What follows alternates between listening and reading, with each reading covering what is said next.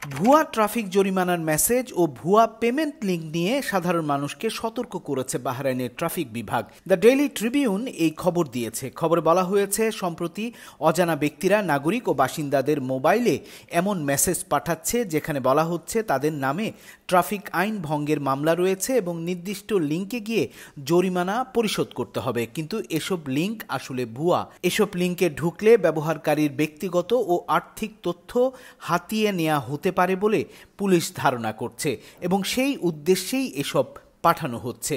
কর্তৃপক্ষ জানিয়েছে, ট্রাফিক আইন সংক্রান্ত তথ্য যাচাই এবং জরিমানা পরিশোধের জন্য কেবল সরকারি ওয়েবসাইট এবং অনুমোদিত অ্যাপ ব্যবহার করতে হবে। কেউ যদি এমন ভুয়া মেসেজ পান তাহলে তাৎক্ষণিকভাবে ঘটনাটি রিপোর্ট করা এবং প্রেরককে ব্লক করার পরামর্শ দেওয়া হয়েছে বাহরাইন ট্রাফিক বিভাগের পক্ষ থেকে।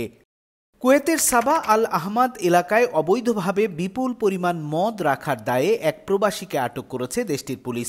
অভিযানে তার কাছ থেকে 97 ব্যারেল এবং 450 বোতল মদ জব্দ করা হয়, যা স্থানীয়ভাবে উৎপাদিত এবং বিক্রির উদ্দেশ্যে মজুত করে রাখা হয়েছিল বলে ধারণা করা হচ্ছে। আরব টাইমস এই খবর দিয়েছে। খবরে আরও বলা হয়েছে, গোয়েন্দা তথ্যের ভিত্তিতে ফাহাহিল ডিটেকটিভ ইউনিট এবং আহমাদি মিউনিসিপ্যালিটি যৌথভাবে অভিযানটি পরিচালনা করে।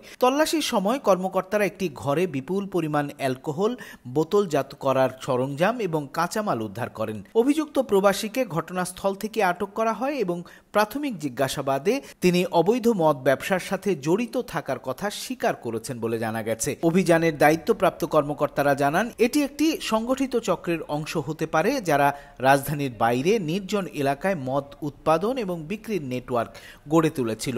আটক প্রবাসী কোন দেশের এবং তার নাম পরিচয় প্রকাশ করা হয়নি।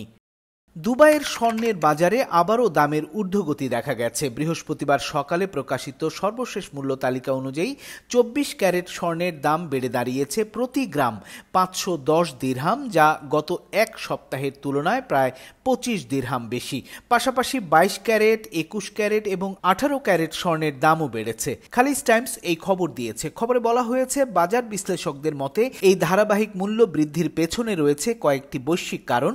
সম্প্রতি মার্কিন ডলারের মান কিছুটা দুর্বল হয়েছে, ফলে বিনিয়োগকারীরা বিকল্প নিরাপদ সম্পদ হিসেবে স্বর্ণের দিকে ঝুঁকছেন। এছাড়া মধ্যপ্রাচ্য সহ বিভিন্ন অঞ্চলে ভূ রাজনৈতিক অস্থিরতা, কেন্দ্রীয় ব্যাংকগুলোর স্বর্ণ কেনার প্রবণতা বৃদ্ধি এবং যুক্তরাষ্ট্রের সম্ভাব্য সুদ হার কমে যাওয়ার প্রত্যাশা সব মিলিয়ে আন্তর্জাতিক বাজারে স্বর্ণের দাম বেড়েছে। বাজার বিশ্লেষকরা মনে করছেন, যদি বর্তমান বৈশ্বিক অর্থনৈতিক পরিস্থিতি অপরিবর্তিত থাকে তবে আগামী সপ্তাহগুলোতেও স্বর্ণের দাম আরও বাড়তে পারে। তবে কিছু বিশ্লেষক সতর্ক করেছেন, দামের এই ঊর্ধ্বগতি সাময়িকও হতে পারে, কারণ আন্তর্জাতিক বাজারে সামান্য পরিবর্তনেই স্বর্ণের দাম ওঠানামা করে।